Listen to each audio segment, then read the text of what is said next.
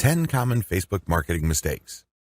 There are very common marketing mistakes that even promotion veterans commit on Facebook. It seems like even the very best of us are not immune to these common mistakes. It's a good idea if you want to save a lot of time, effort, and money at this point to become aware of these mistakes. This will decrease the likelihood that you will probably commit these same errors. Starting off paid campaigns with a bang. Do not start off your paid campaigns with a bang. Start with a free campaign first. Build your audience organically. Get some consumer intelligence. Then you should have the information you need to put together an experimental paid marketing campaign. Start low and slow. The worst thing you can do is to jump in with a massive budget and absolutely no clue. Starting a paid campaign with an immature page. If your page is very new or there's really not that much engagement yet, you might want to hold off on a paid campaign. You simply don't have enough target audience profiling information to base a successful paid campaign on. Using mass content posters with discovery tools. Many marketers use some sort of one-size-fits-all mass promotions tool for Facebook. They would discover all sorts of Facebook groups and pages, and then they would use this tool to spam those areas. Don't do that. You're not doing your brand any favors when you do that. All you're really doing is you're spamming. It's only a matter of time until you get banned. Promoting direct affiliate links or direct sales page links. There's an old saying, you can lead a horse to water, but you can't make it drink. By the same token, you can get a lot of people on Facebook to click on your links, but don't expect them to convert once they go to that affiliate sales page or your own direct sales page. Why won't people buy? After all, they did click on your ad, right? Answer, they haven't been properly qualified. In many cases, they click out of curiosity. Maybe they clicked by mistake. Whatever the case, you still did not get a sale. Posting direct links is not the way to go. You have to build confidence. You have to build trust first. Pulling random content and curating them based solely on keywords. You can't be lazy and just set Facebook publication tools up to just pull any and all content from Facebook that has something to do with your keywords and then just blast them out. You're just spamming when you do that. You have to be very deliberate and careful regarding the kind of content, whether curated or not, that you will associate with your brand. Rotating and republishing the same content over and over again. Have you ever gone to a Facebook page and it seems like all the content got reposted over and over again within the same day? The idea behind this practice is that the more Facebook audience members see the content, the more likely they will click through. It looks like you're just spamming your page fans over and over again. Don't be surprised if they unlike your page. Wholesale optimization of ads.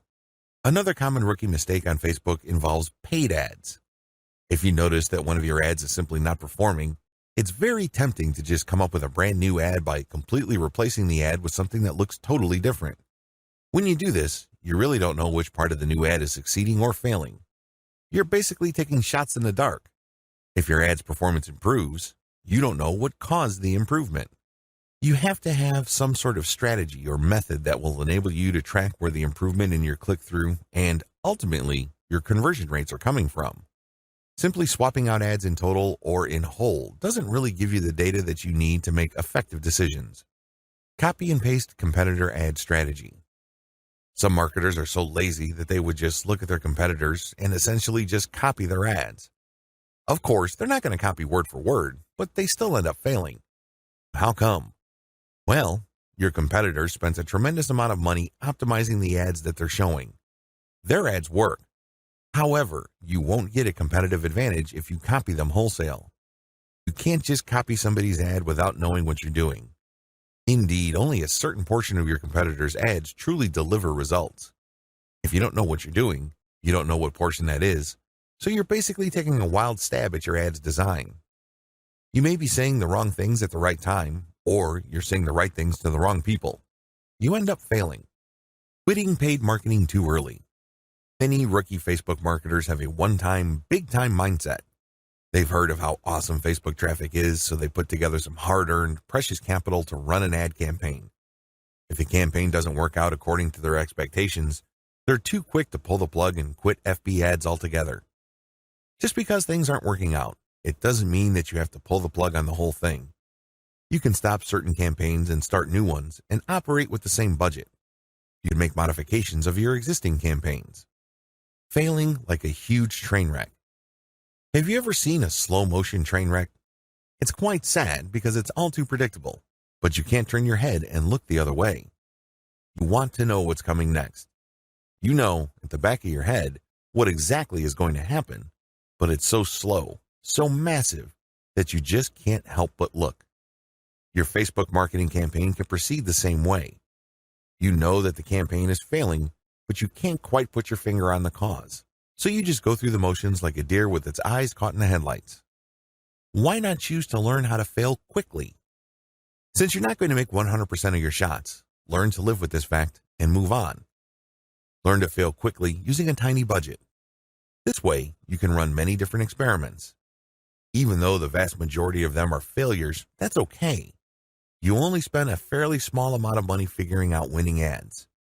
Please understand the nature of the 10 mistakes above. Imagine yourself being in situations where these mistakes are likely to take place. Learn how to spot them well in advance. Prepare your plan B should you find yourself committing these mistakes. The 8 most effective ways to market on Facebook. Let's get one thing clear. There are so many ways to market on Facebook. In fact, the only limit to how you can get people to go to your website or learn about your brand or cause is limited by your imagination. As long as you can post a link to an outside site doing something on FB, that activity is a potential traffic generator. Still, regardless of the huge amount of possibilities there are to market on Facebook, 8 stand out in terms of efficiency, effectiveness, and return on investment.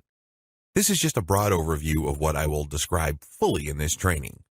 Facebook page marketing, Facebook group marketing, influencer page outreach, paid page boost campaigns, paid traffic campaign, paid lead generation campaign, Facebook pixel retargeting campaign, how to optimize your Facebook ad campaigns. This is a nice mix of both free and paid promotion methods on Facebook. Facebook page marketing. One of the most obvious ways to market on Facebook is to set up a fan page for your business, your brand, or your cause. Facebook actively promotes this feature of its website. What it doesn't tell you is the fact that Facebook has been actively modifying its algorithm to the point that you're going to have very popular content for you to reach most of the people who have expressed interest in whatever it is you're promoting. Put simply, not all the people who liked your page will get to see your updates. In fact, in most cases, only a small fraction of those people will get to see your updates. Sadly, Facebook is actively working to limit the free traffic exposure you would get until you can prove to it that your content is really popular with your page's fans. Here are the steps you should follow to market on Facebook. Step number 1, find your competitors on Facebook. The first thing that you need to do is to avoid reinventing the wheel. You need to avoid trying to figure things out on a completely hit or miss basis. Instead, reverse engineer your competitors. Let them do your homework for you. How? Well, find them on Facebook and learn from what they are doing. Step number 2, get the industry standard look and come up with your own take. Every niche has an industry standard in terms of social media profile, brand appearance, and content strategy. The sooner you understand this, the sooner you will be poised to achieve social media marketing success on Facebook. The longer it takes you to learn this, the longer you will struggle. Understand that your niche audience has become familiar with how certain brands or websites are positioned on social media. If they can't make heads or tails of your social media brand, they probably would not like your page. It may seem weird to them because it seems so far off from the industry standard. Your job at this step is to figure out the industry standard look, content strategy, and other elements and come up with your own take. Step number 3, reverse engineer your competitors' content strategy and curate. Lots of business owners would post hot content on their social media accounts as well as their blogs. Sadly, 9 times out of 10 that content goes nowhere. People don't click on it, share it, comment, or otherwise engage. What these publishers are doing is basically gambling their content would resonate with their audience. Don't do that. Instead, pay attention to what your competitors are doing and look for patterns. If you notice that your competitors keep sharing content regarding the same type of theme or topic, they may be onto something. They wouldn't waste all this time, effort, and energy talking about the same stuff over and over unless, of course, it connects to their audience at some level or another and produced results. Now, to verify this, look at how many times that piece of content got shared or liked. That should give you some sort of objective proof that this content actually resonates with your target audience members. When you reverse engineer your competitors, you are essentially copying their strategy to reach the same eyeballs that you're trying to reach.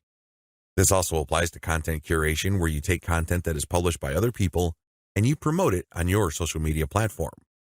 This creates a win-win situation because you're not ripping off this content.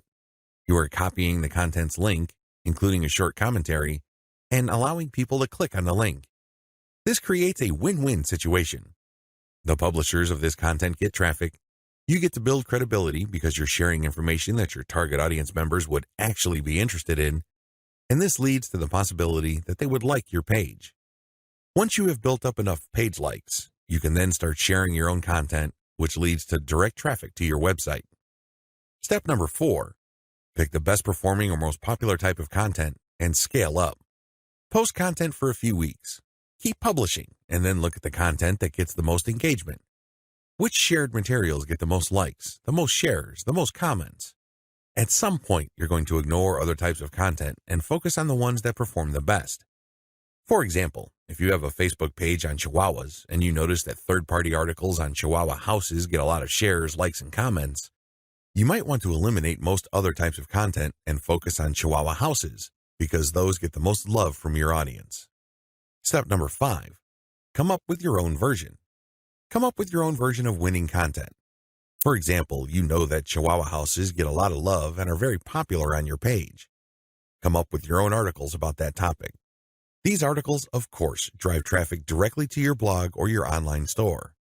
These have to be at the same level of quality as your third-party content, or better. Pay attention to how your curated popular content talks about the topic and adopt the same style but deliver something better. Maybe you should offer longer information, more up-to-date information, or blog posts that have multimedia elements like videos and graphics. Whatever you need to do, come up with content that basically blows away all the other content that you feature on your page. Step number 6, promotions, photo tagging by your users. This is a free promotion technique. Tell your page fans that you're going to give them some sort of digital freebie. Maybe it's a graphic badge. Maybe you're going to mention their name on a post. Maybe you're going to give them a free ebook or some sort of free software. Whatever the case may be, tell the people who like your page to tag their friends on photos that you're going to post. Now, these photos, of course, must draw attention to your brand, your website, or your Facebook page. You're not just having them tag a photo. This photo has to say something. It should be promotional in nature. The more photo tags you get, the higher the chance that you will get a lot more page likes and also clicks to your website from Facebook. The best news? You don't have to offer money. In fact, studies indicate that money offers aren't all that effective. It's much better to offer some sort of specialty graphic or digital goodie like a free book or booklet, or maybe a discount code. Step number 7, promotions. Comments by your users. Use the same rules as in step 6, but instead of photo tagging, get your page fans to post comments. It would also help tremendously if the comment includes the name of the people on the commenter's friends list. I leave it up to you how to craft this, but obviously, the more tags there are in the comments, and the more engaging the comments, the more popular your posts become. Step number 8, call your users to action. If you have people who have already liked your page, post occasional reminders to them that they should invite their friends. This works because birds of a feather flock together.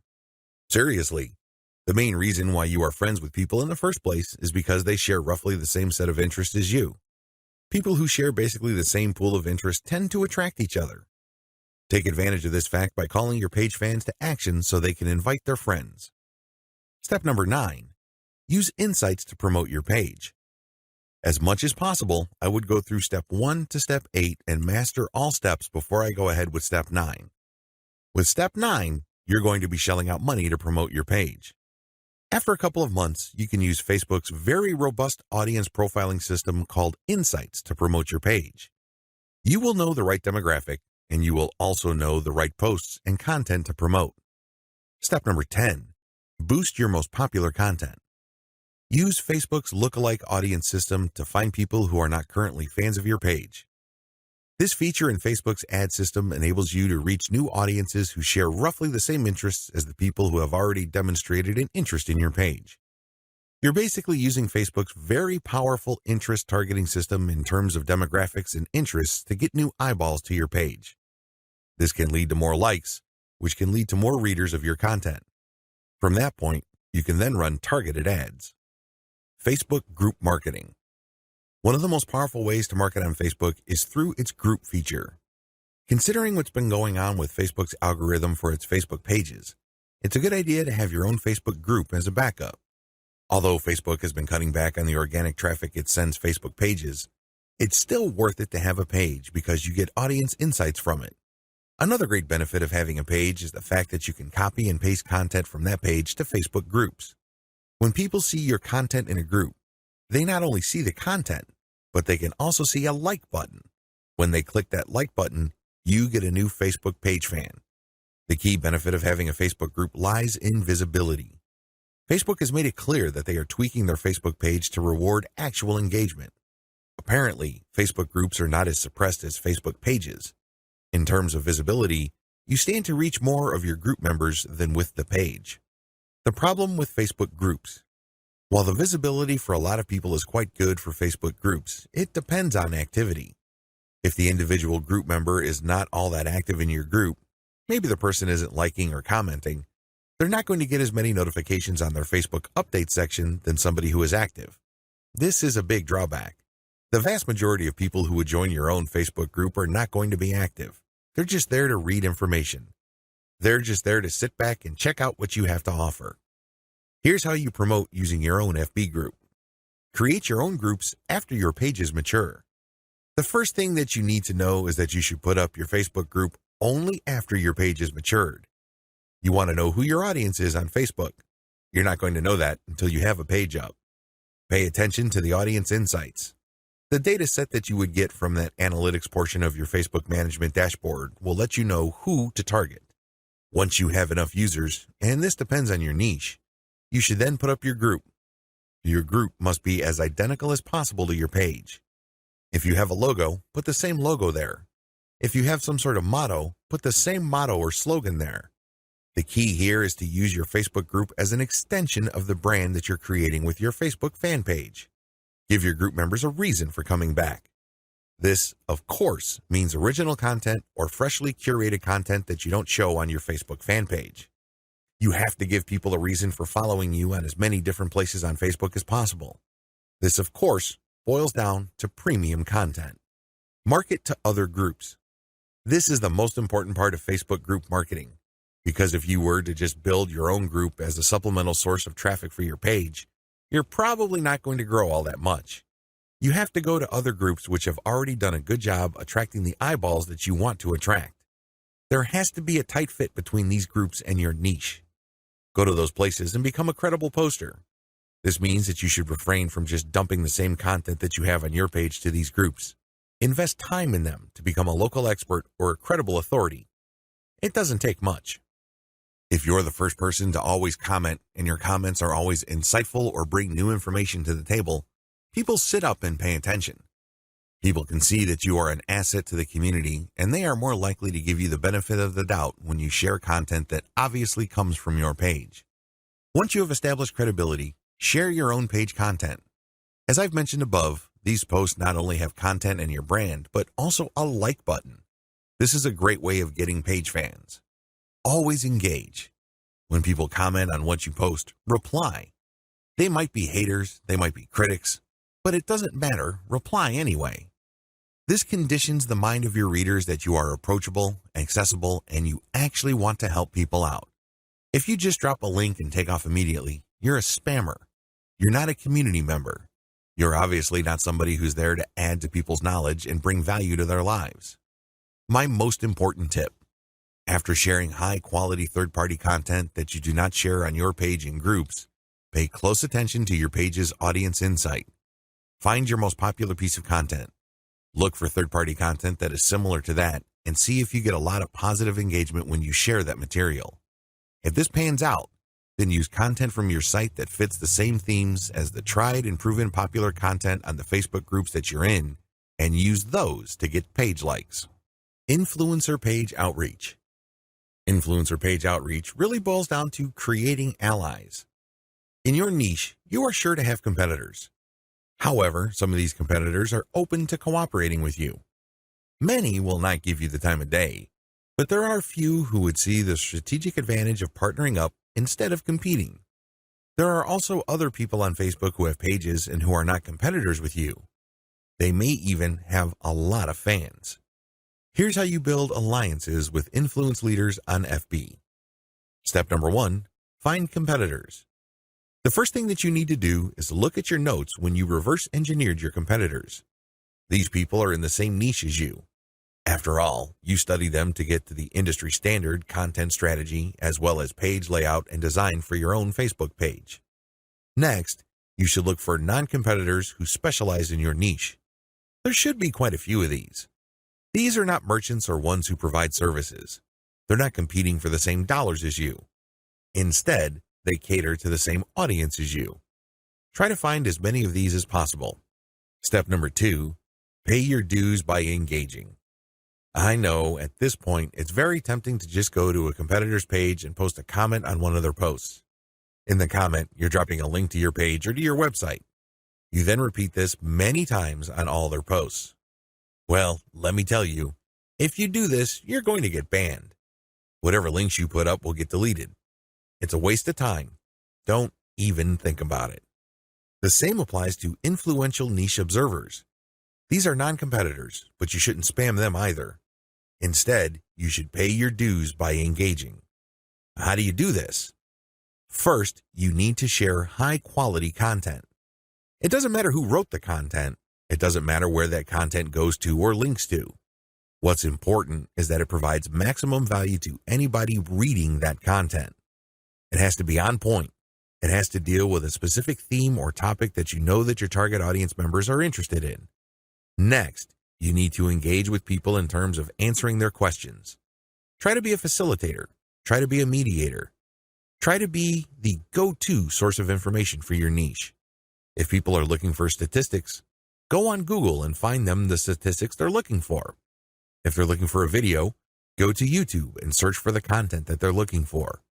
The more you do this, the more people will pay attention to you because, let's face it, in any kind of online group communication platform, only a very few people actually produce high-quality content. You can count them on one hand most of the time. Everybody else is basically a leech. They take and take information, but they only give from time to time, if at all. Be that expert. Be that go-to resource. Another way you can engage is by asking questions. Now, these questions should not be very basic or dumb questions. Instead, they should be deep, insightful questions. You can also ask questions that try to tie many issues together. Many people are concerned about many different issues. When you ask questions that tie all these together, it can be very useful. You should also give feedback to people's responses. You have to do this in a respectful way. You cannot come off as a hater or somebody who's just plain negative. There is such a thing as constructive feedback. Remember, the name of the game here is to add value to the places that you're on. This means sharing information and enhancing information through proper questions and feedback. Step number 3, become credible, then reach out. At a certain point, people will start asking for you by name.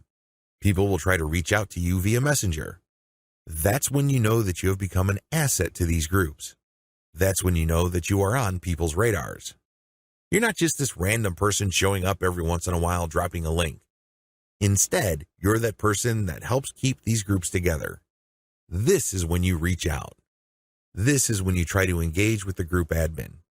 Usually, the best way to do this is when they engage with you. Maybe they mention your name, or they send you a message on Messenger. Whatever the case may be, try to wait for them, or reach a high enough level of engagement and acknowledgement from other community members before you reach out. What are you going to be reaching out for? Well, there are many different opportunities on the table. You can ask to swap content with your page. Most page admins don't have a problem with this. You can also ask for a shout out. Basically, the admin of the page that you're on will tell page fans to check out your page because your page is a friend of the page they run. You can go through some ideas regarding joint events. Now, please keep in mind that this is not like a real event where people have to physically go somewhere, or you have to rent out some hall, rent out security, or get food. No.